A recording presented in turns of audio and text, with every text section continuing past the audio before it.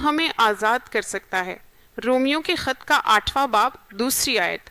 پاک روح تمہیں گناہ اور موت کے قانون سے آزاد کرتا ہے۔ پاک روح یعنی ہولی اسپرٹ خدا ہے۔ وہ کیا کرتا ہے؟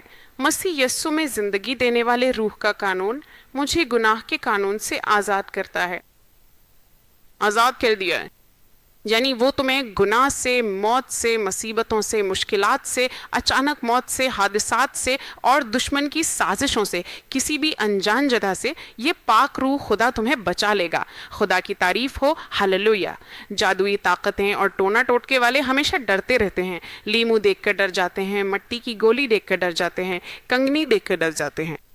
ایسی بے وقوفانہ اور فضول خوف تمہارے اندر نہیں ہوں گے۔